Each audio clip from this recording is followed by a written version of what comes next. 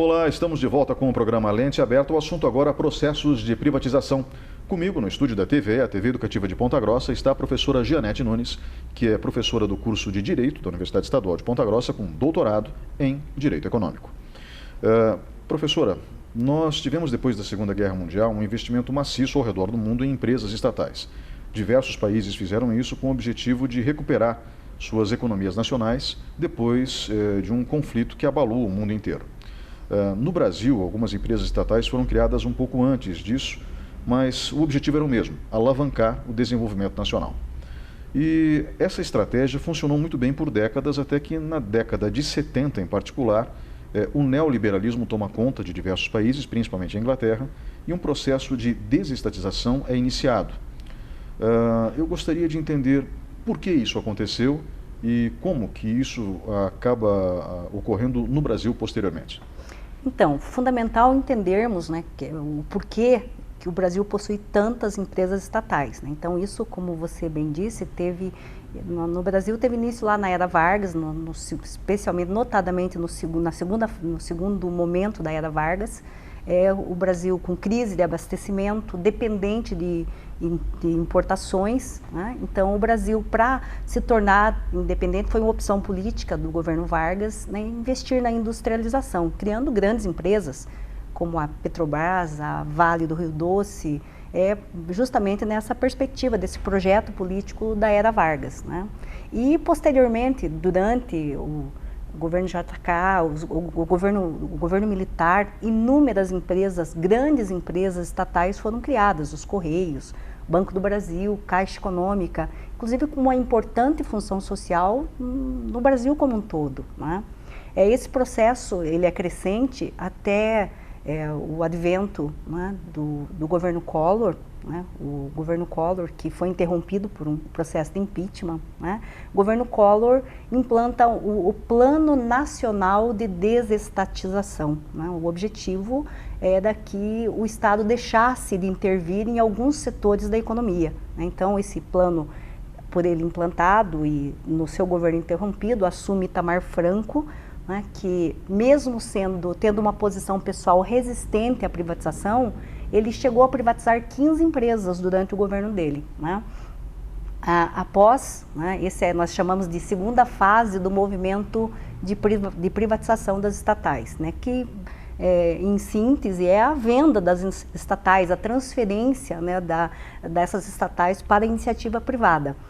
Nós tivemos o advento do governo Fernando Henrique Cardoso, FHC reconhecido como um governo de orientação neoliberal, e uma das características do neoliberalismo é exatamente a privatização, dentre outras características, né? Essa é bastante relevante. Então, o FHC implanta um processo agressivo, e ele intensifica as privatizações. Grandes empresas foram privatizadas durante o governo Fernando Henrique, algumas extremamente polêmicas, né? As privatizações o processo foi polêmico, né? Mas o que é mais importante no governo Fernando Henrique é que ele cria bases para uma quarta fase desse processo de privatização, as bases que nós vivemos atualmente. É importante só de dizer que Fernando Henrique legisla a respeito da privatização, e isso, né, se reflete depois no governo Temer. Ele cria a lei das estatais, também abrindo as portas para o movimento de privatização que a gente está vendo atualmente, inclusive essa semana com a privatização da Copel Telecom. A privatização da Copel Telecom, inclusive, foi uma surpresa, porque ninguém calculava um ágio de 70% na venda da empresa. A empresa foi comercializada por mais de 2 bilhões e 300 milhões de reais. Mas por que é necessário vender as estatais? O que leva um governo a vender uma empresa estatal, além da questão ideológica conectada ao neoliberalismo? Então, nós temos essa agenda neoliberal, né, que é a base, né, uma das bases do neoliberalismo é essa exigência, né, do tamanho discutir o tamanho do Estado, né?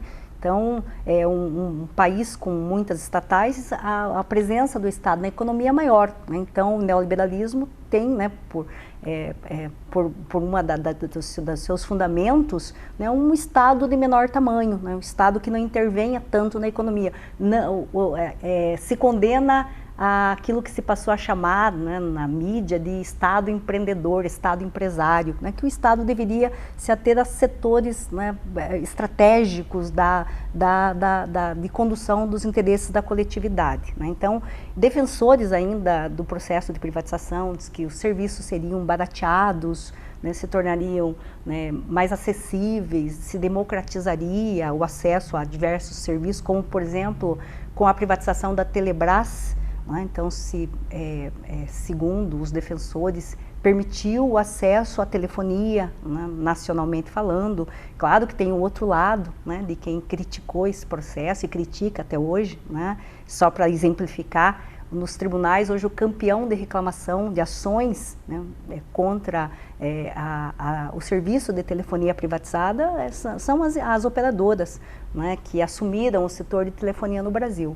Mas, basicamente, é essa perspectiva, que uma empresa estatal, os processos são mais burocráticos, né? Eu vou precisar fazer uma compra, eu preciso fazer licitação, uma consulta pública, isso encarece, né, e isso levaria a uma empresa que não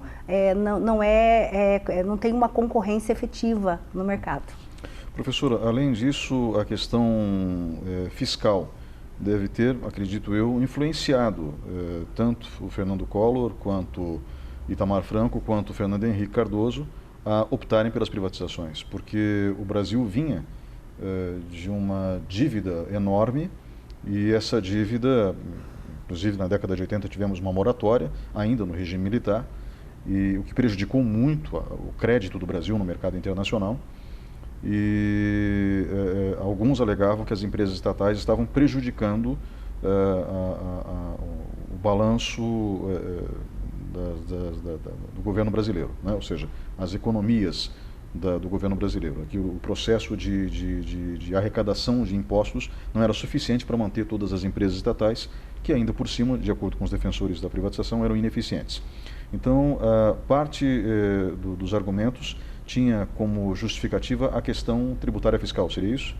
Também, mas também tem, né, na visão dos críticos do processo de privatização, muitas empresas privatizadas eram vendidas para equilibrar o orçamento do Estado, né? Então, que o patrimônio ativo do Estado se perdia, né, por conta dessa questão fiscal, né, dessa questão da dívida, não só a dívida externa, mas, né, a questão orçamentária brasileira. Então, os críticos do processo de privatização também faziam nessa perspectiva.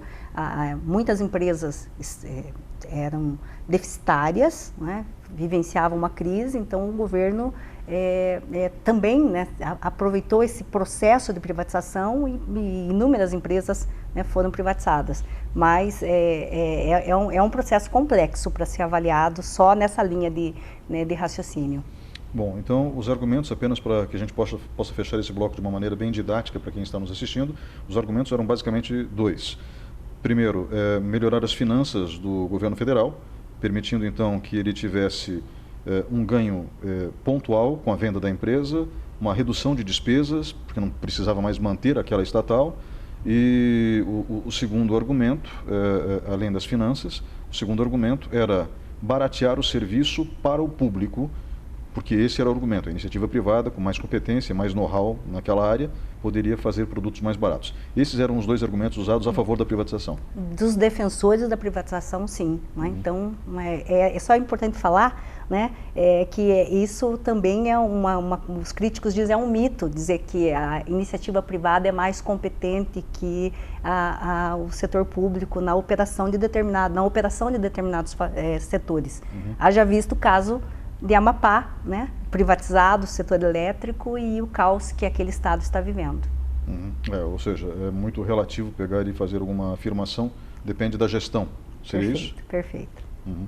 Ok, estamos conversando com Jeanette Nunes, que é professora do curso de Direito na Universidade Estadual de Ponta Grossa, com doutorado em Direito Econômico. Nós vamos agora para um breve intervalo e voltamos em instantes.